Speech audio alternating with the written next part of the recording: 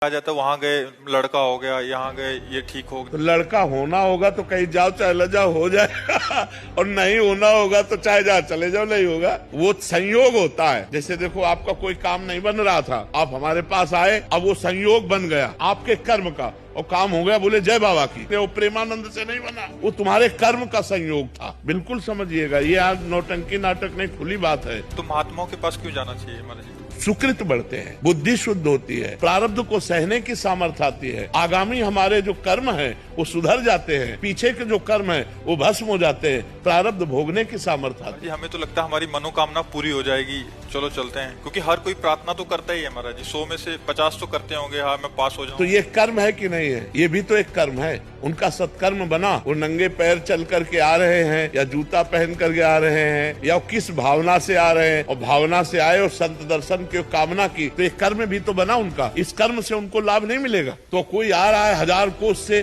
कोई 500 कोस से सवारी में धक्का खाते हुए ऐसे, और रोड में किनारे खड़ा है रात्रि भर, तो ये उसका तपस्या नहीं बनी, ये उसका परम पवित्र कर्म नहीं बना। अब ये कर्म कामना पूर्ण कर दे तो प्रेमानंद उसमें कहाँ है? ये उसका कर्म है, ये उसकी मेहनत है, ये उसकी भावना है, ये उसकी श्रद्धा है, ना कि हम है। अब उसको लगेगा कि हम प्रेमानंद के दर्शन के हमारा काम बन गया। नहीं, तुम्हारी मेहनत, तुम जो सैकड़ों किलोमीटर चल करके आए।